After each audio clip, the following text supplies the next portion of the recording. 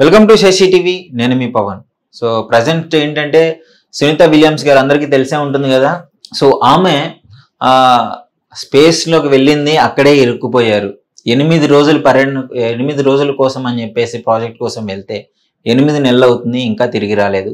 ఇప్పుడు ఆమెను స్పేస్ నుంచి తీసుకురావడానికైతే సన్నాహాలు అయితే మొదలయ్యాయి. సో అది కూడా ఫిక్స్ అయిపోయింది. ఎప్పుడు అంటే మార్చి 19వ తారీఖు తను ఎర్త్కి అయితే రాబోతుంది. అసలు ఏం జరిగింది, ఎందుకు అక్కడ ఇరుక్కుపోవాల్సి అవసరం వచ్చింది అనేసి మొత్తం తెలుసుకుందాము. సో వివరాల్లోకి వెళ్తే బోయింగ్ స్టార్ లైనర్ దీనిని అంతరిక్ష పర్యాటకులను తీసుకెళ్లడానికి మొట్టమొదటిసారి తయారు చేసిన రాకెట్ అని చెప్పుకోవచ్చు. మీకు అర్థం కావడానికి నేను క్లియర్గా సింప్లిఫై చేసి చెప్తాను. అంత డెప్త్గా వెళ్ళను, మీకు క్లియర్గా అర్థం కావాలనే నా ప్రయత్నం. సో అయితే దీన్ని కనిపెట్టారు. ఇక్కడ నుంచి ఆ పైకి తీసుకెళ్లడానికి, పైగా కొంతమందిని ఒక గ్రూప్ ఆఫ్ పీపుల్స్ తీసుకెళ్లడానికి ఈ బోయింగ్ స్టార్ లైనర్ ఏదైతే ఉందో అది కనిపెట్టడం జరిగింది. సో దాన్ని టెస్ట్ చేసే ప్రయత్నమే. సో అందుకే వీళ్ళిద్దరిని అయితే తీసుకెళ్లారు. సో సునీత విలియమ్స్ అలాగే విల్మోర్ అని చెప్పేసి ఇంకొక నాసాకి చెందిన సైంటిస్ట్ అనమాట. సో వీళ్ళిద్దరిని తీసుకెళ్లారు. వెళ్ళిన తర్వాత అందులో టెక్నికల్ గా కొన్ని ప్రాబ్లమ్స్ అయితే వచ్చాయి.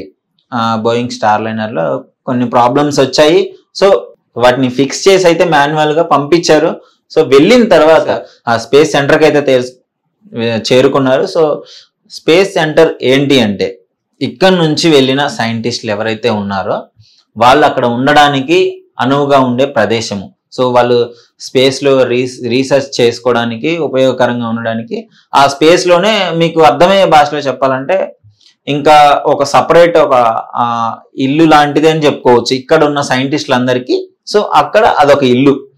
ఇప్పుడు మనము ఒక ఏరియా నుంచి ఇంకొక ఏరియాకి వెళ్ళినప్పుడు ఒక హోటల్ లాంటిది కానీ ఇట్లాంటిది ఎట్లా ఉంటామో, సో అలాంటిది ఒక గవర్నమెంట్ గెస్ట్ హౌస్లు ఎలా ఉంటాయో అధికారులకి, సో అదే విధంగా నాసా సైంటిస్టులందరికీ ఆ స్పేస్లో ఒక స్పేస్ సెంటర్ అదేదో ఉంటుంది. ఇక్కడ నుంచి వెళ్ళిన కొన్ని దేశాల సైంటిస్టులు అందరూ కూడా సో అక్కడ ఉండడానికి అనువుగా అక్కడే ఫుడ్, అక్కడే అన్ని వాళ్ళ మౌలిక సదుపాయాలన్నీ చెప్పేసి అందులో ఒక సపరేట్గా అన్ని అరేంజ్ చేసిబడి ఉంటాయి. సో ఇక్కడ నుంచి వెళ్ళిన వాళ్ళు అక్కడ ఉంటారు.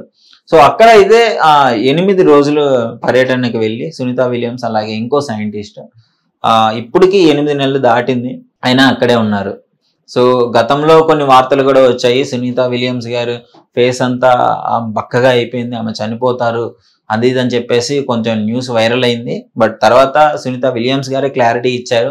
సో ఆమె న్యూ ఇయర్ సెలబ్రేషన్ చేసుకున్న విజువల్స్ కానీ అలాగే క్రిస్మస్ చేసుకున్న విజువల్స్ కానీ అన్నీ క్లియర్గా బయటకు వచ్చాయి. సో ఆ తర్వాత అందరూ పర్లేదు తను సేఫ్గానే ఉంది అని చెప్పేసి తనే చెప్పడం జరిగింది. సో ఓకే అయిపోయింది అంటే అందరూ ఏమనుకున్నారంటే కల్పన చావ్లాకి ఏ పరిస్థితి అయితే వచ్చిందో తనకు కూడా అదే పరిస్థితి వస్తుంది, తను కూడా అంతరిక్షంలోనే చనిపోబోతుందని చెప్పేసి అందరూ అభిప్రాయపడ్డారు. బట్ అదేం జరగలేదు. స్పేసిక్లో తను చాలా సేఫ్గా ఉంది.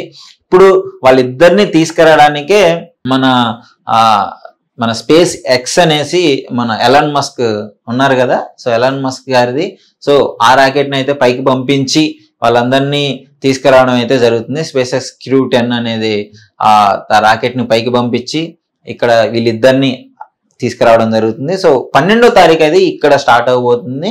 అదే దాంట్లోనే ఇంకో కొంతమంది సైంటిస్టులని అక్కడికి తీసుకెళ్ళిన తర్వాత వీళ్ళిద్దరి స్థానంలో వాళ్ళిద్దరూ వర్క్ చేయడము. సో అక్కడ అంతా క్లియర్ చేసుకున్న తర్వాత మార్చ్ 19వ తారీఖు అయితే వాళ్ళు క్లియర్గా వస్తారని అయితే తెలుస్తుంది. సో ఈ బోయింగ్ ఏంటి అంటే బోయింగ్ స్టార్ లైనరు అది ఫెయిల్ అయింది కదా, సో మళ్ళీ అది సేఫ్గా రిటర్న్ వచ్చింది.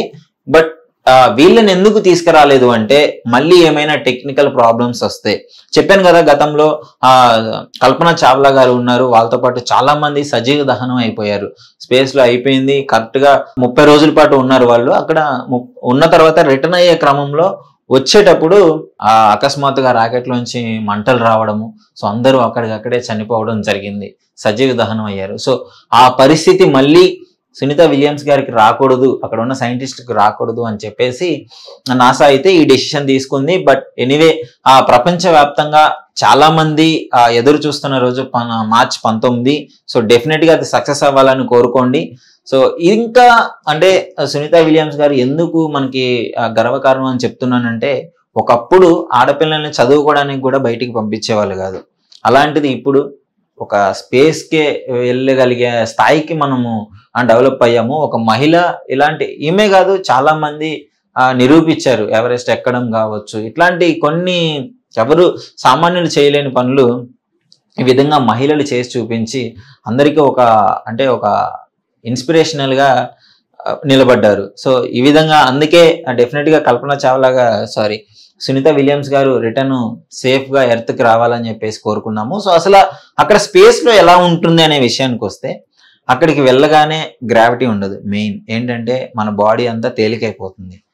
ఏ థింగ్ అయినా సరే, ఈ పెన్ ఉంది కదా, సపోజ్ ఇది ఇలా ఉంది కదా, ఇక్కడ కింద పడుతుంది కదా, ఇది గ్రావిటీ వల్ల పడుతుంది. సో అక్కడికి వెళ్తే ఏముందంటే ఇక్కడ గాలిలో తేలాడుతుంది, ఇది గాలిలో ఇలానే తిరుగుతూ ఉంటుంది.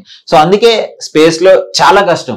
అక్కడ వాటర్ తాగాలన్నా సరే ఒక చిన్న పైప్ ఉంటుంది, ఆ పైప్ నుంచి ఒక బబుల్ రూపంలో ఒక గాలిలో పొడుగులు వస్తాయి, వాటిని తీసుకోవాల్సి ఉంటుంది. అక్కడ ఫుడ్ అయినా సరే ఇక్కడ నుంచి సైంటిస్టులు చాలా ప్రయోగాలు చేసి వాళ్ళకు ఒక స్పెషల్ ఫుడ్ అయితే పంపిస్తారు.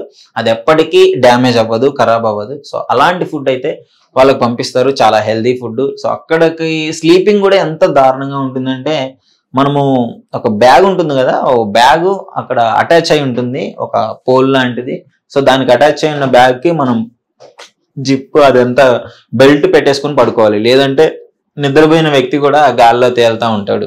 సో అలాంటి పరిస్థితులు, అంటే ఇవన్నీ తెలిసి కూడా ఎందుకు ఇక్కడ నుంచి వెళ్తున్నారు అంటే, మన పరిశోధన కేంద్రం మరి అలా ఉంటుంది. సో ఏదైనా సాధించాలి, కొత్తగా అసలు ఏముందో తెలుసుకోవాలి అని చెప్పేసి దానికోసమే ఈ ప్రయత్నాలన్నీ. సో వీళ్ళు ఇంత డేర్ చేసి అంత కష్టంగా ఉంటుంది అని తెలిసినా కూడా వీళ్ళు ఇక్కడ నుంచి అక్కడికి వెళ్తారు కాబట్టి, సో డెఫినెట్లీ మనం వాళ్ళకి చాలా రెస్పెక్ట్ ఇవ్వాలి. సో చాలా ప్రౌడ్గా ఫీల్ అవ్వాలి అక్కడ వెళ్ళిన కోసం. అయితే అక్కడ నుంచి ఇప్పుడు 8 నెలల తర్వాత వీళ్ళు ఇక్కడికి సునీత విలియమ్స్ గారి కిందకి వస్తున్నారు. సో వచ్చిన తర్వాత ఇక్కడ ఉన్న పరిస్థితులకి వాళ్ళు అలవాటు పడగలరా అంటే చాలా కష్టమనే చెప్పుకోవాలి. సో అక్కడ ఏంటి అంటే, అక్కడ వాతావరణానికి అసలు మన బాడీ ఎలా ఉంటుందంటే ఎన్విరాన్మెంట్ తగ్గట్టు చేంజ్ అయిపోతుంది. సో నువ్వు కొన్ని ఇయర్స్ పాటు ఒక ఏరియాలో ఉంటే ఆ ఏరియాకి తగ్గట్టు నీ బాడీ నిన్ను మౌల్డ్ చేసుకుంటుంది. సో అక్కడ వెదర్ కండిషన్ ఎలా ఉంది అది ఇది అని చెప్పేసి. సో అంటే మీకు క్లియర్గా చెప్పాలంటే డిస్కవరీ ఛానల్స్ చూస్తూనే ఉంటారు, జన్యుపరమైన మార్పిడి ఈ విధంగా ఉండేది, ఇప్పుడు ఈ విధంగా తయారైంది అని చెప్పేసి. పులులకి మంచు ఏరియాలో ఉన్న పులులకి ఎక్కువగా చర్మం నిండా మందంగా ఉండడము, ఊలు వంటిది ఉండడము, ఇక్కడ నార్మల్గా ఉన్నవాడికి ఉండలేకపోవడం. సో ఇలాంటివి అనమాట. సో అక్కడైతే ఆక్సిజన్ లెవెల్స్ చాలా తక్కువ ఉంటాయి. సో దానికి తగ్గట్టు బాడీ రెడీ చేసుకొని ఉంటుంది. మళ్ళీ ఇక్కడికి సడన్గా ఇక్కడికి వస్తే ఏమవుతుంది అంటే, లిటరలీ వాళ్ళు నడవలేరు. ఫస్ట్ అసలు కింద కాలు పెట్టి నడవలేరు, ఎందుకంటే ఇక్కడ గ్రావిటేషనల్ ఫోర్స్ ఇలా ఉంటుంది కాబట్టి ఇక్కడ క్లియర్గా మనం నడిచేస్తున్నాం.